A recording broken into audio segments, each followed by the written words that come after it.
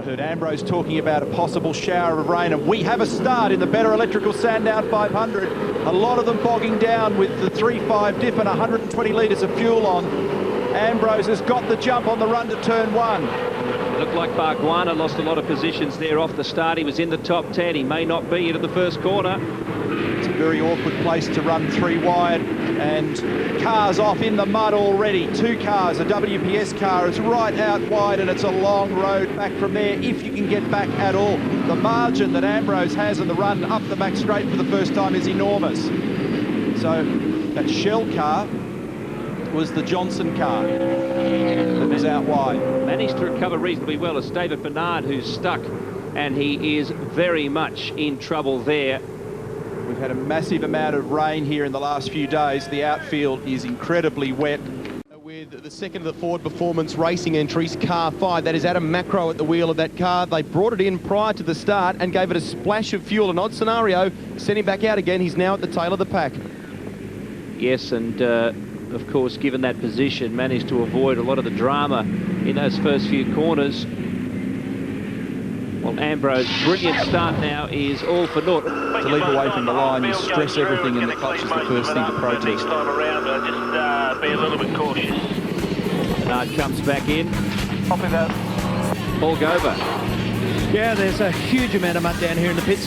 The windscreen is almost totally blocked, and the guys are down under the front, pulling out about 10 kilos of mud. They've actually got a high-pressure hose down here, which is hooked up to an old beer can, which is an interesting way of getting a fair bit of high-pressure water in to clean the front of the car. And Ian Walburn, Wally Walburn as he's known, who's the engineer for that car, is playing the washing game, and the keg with pressurised water in there being used to try and get the water out of the radiator pickup intake and also the brake ducting, and giving David something of a screen to look out of is also obviously a high priority.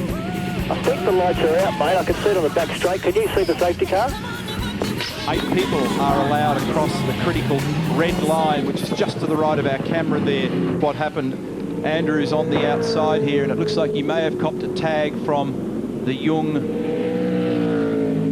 McIntyre car and turned around there between turns 2 and 3.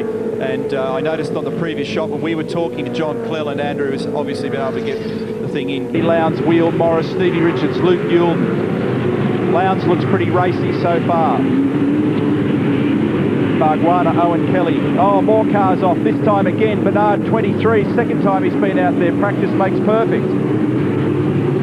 Was he pushed, or did it happen on his own? There's a big chance Bernard will be getting a drive in the Champ Car race on the Gold Coast later this year. That's why he was over there testing, as Neil mentioned earlier. So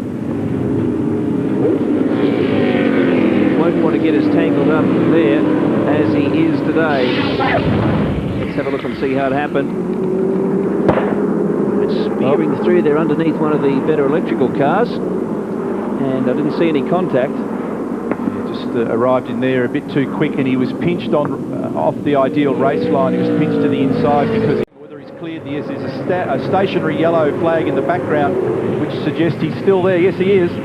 I think it's moving a millimetre at a time there. He's got reverse going, and it's dead set creeping towards us by tiny amounts. So just a terrible situation for David Bernard. Let's go back and see if we can get an update on the Andrew Jones car.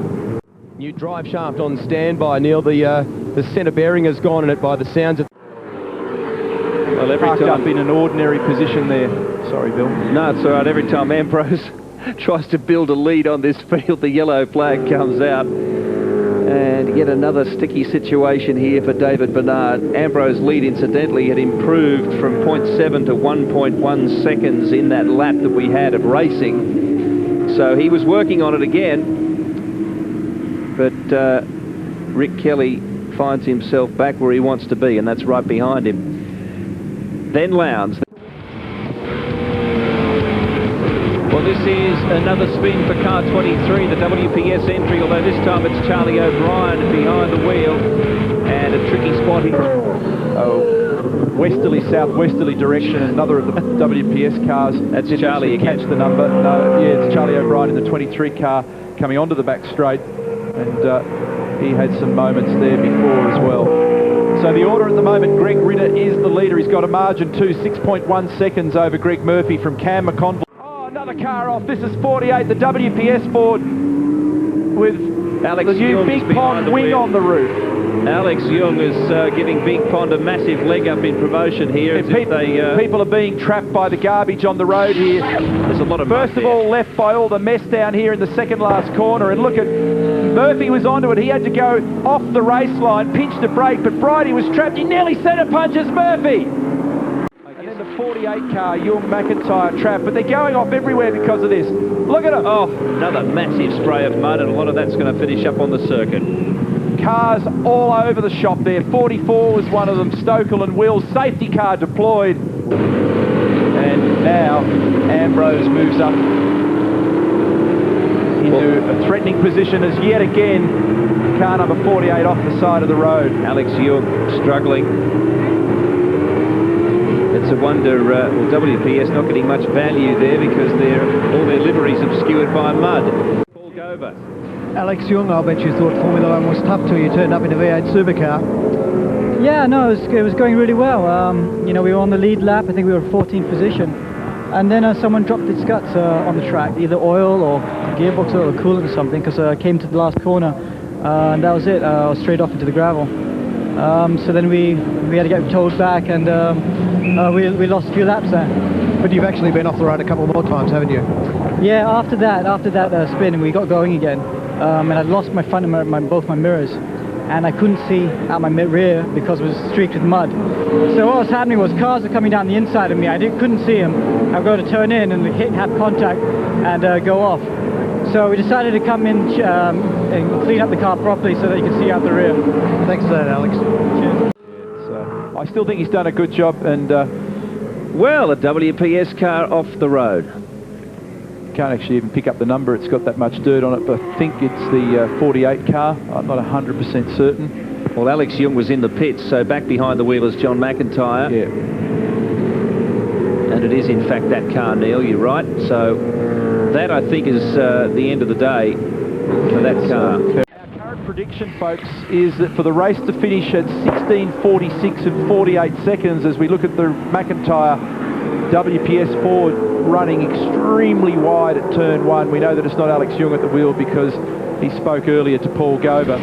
Went back in to a safety car, and Russell Ingall in that time has picked up a little bit of position. He'll be close to Marcus Ambrose. There were two lapped cars between them when they went under the safety car the previous time. We have a WPS car off the circuit. Is it McIntyre still behind the wheel? Yes. And also there was a moment for Alain Menu, who's been driving very aggressively, I might say, in this final stint. Yeah, no, the car's been very good all day. It's been rock solid. The team's done a great job with the pit stop, so it's just a shame we weren't up another lap. Thanks, Tony. Thank you. Well, they're trying to give that WPS car a facial. It's got mud pack on now. Now, I interrupted Rusty, or tried to there, because we did have a positional change in that brief run of green between the yellow flags, and it's a significant one because Warren Luff has now moved into a podium position, passing Cameron McConville. Bradley's actually a lap in front, even though the two of them are nose to tail. Now, Marcus Ambrose has a 3.2 second lead. There's, of course, lap traffic between he and his teammate Russell Ingall. There he is. And, of course, Todd Kelly is also way out of the picture too, a number of laps down. And we understand it's been... Flag, Marcus. That's it, mate. And Good here's effort, the mate. victory.